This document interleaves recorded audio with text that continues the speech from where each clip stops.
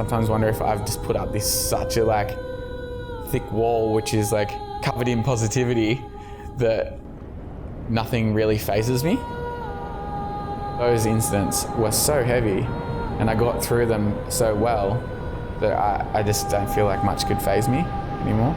Without sugarcoating it, I guess it's more just you can get through anything. You don't have to be a little bitch about it, really. And that was mainly, I didn't want to be a little bitch about it. I didn't want to cry, because I've had heaps of stuff go wrong.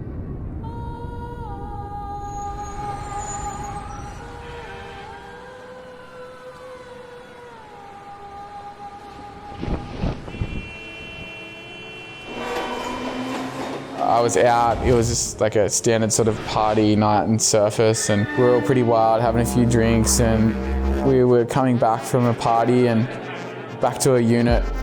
A couple of guys there, it was that classic sort of surface vibe crew, roidy sort of, just wannabe tough guy crew, and a couple of them were blowing up at each other, and I got in between them and sort of just pushed one away, and then at the same time another one of them threw a glass and got me straight in the eye.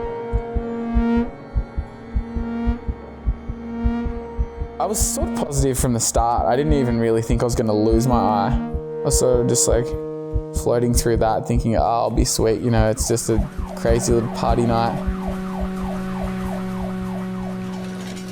Ended up in the hospital, and they operated on it for about a year and a half even.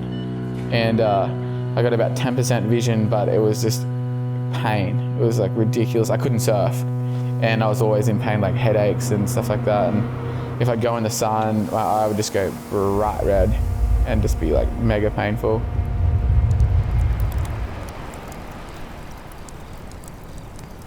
I was kind of laid up recovering, and I was watching all these surf clips and stuff like that, and I started to just lose it because I just wanted to be in the water.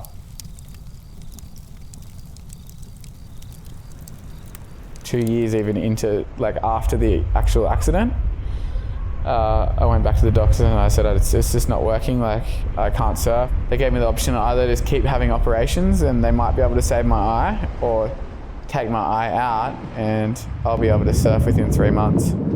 Yeah, pain-free as well. So I just opted to get my eye taken out at the time, and I haven't really looked back from that decision at all. Just after I lost my eye, my mother committed suicide. And I hear that a lot, that it's whoa, that stuff's so heavy the way that all went down. But for me, it just didn't seem as heavy because I just wasn't thinking about it that way. I guess I was just thinking about the next thing I could do to improve myself, or I guess maybe I just didn't want it to keep me down. I didn't want anything to keep me down at that point, and I still don't. My name's Ash Keillah. I'm 30 years old and live in Byron Bay, and I am definitely a frothing surfer.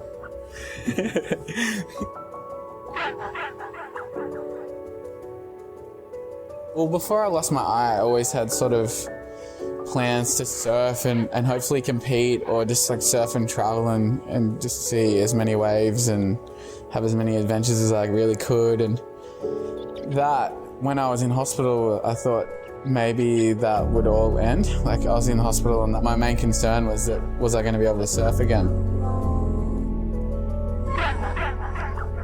Once I got out of the hospital and recovered after a fair while, some buddies took me for a little surf, and I did this tiny little backhand tap. It was nothing, but I turned around and looked at them, and I was just so stoked, and I was well, I'm going to be able to surf. And from then on, I just sort of frothed out. I guess that made me feel good still, to know that I wasn't going to be completely handicapped.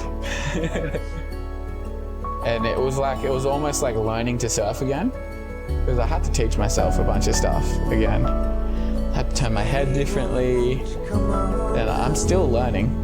I'm still learning. I know there's a certain point in my surfing that I miss some things, and I'm just trying to make up for it still. But I love it because it's I'm always learning. It's I took a step back to being a grommet.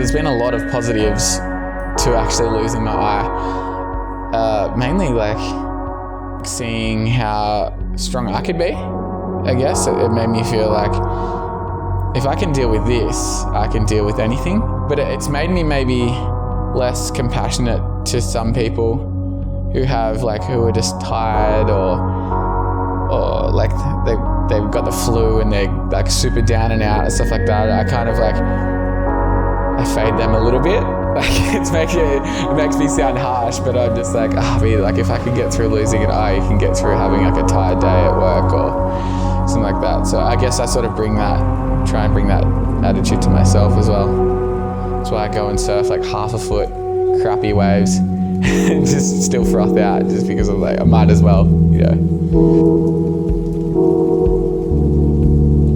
I mean, there's certain circumstances where mindset's not enough, but as far as I was concerned, I think it was 100% just a mental game for me. It still is every day. Like I don't get down about anything like that at all. I never really have, but you can make your own positives. I don't know where I'd be if I got a negative mindset, because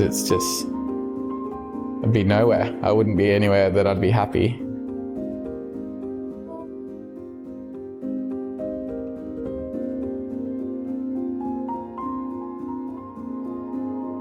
I honestly have surfing to thank for that, because I had the goals, or I had the passion that I love more than anything, and I just more focused on that. Had that to look forward to, like not with competing or traveling or anything like that, just going for a surf in my hometown. That was enough to keep me stoked. I mean, look where I am now. I'm living in Byron Bay, get to surf every day, having the best time, planning trips overseas, got a nice quiver of boards. I can't complain, but I like, it's all because of how I stayed positive, I think.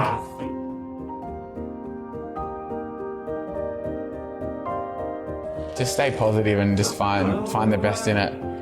You might not end up as like a pirate, but yeah, I guess just get up and do things.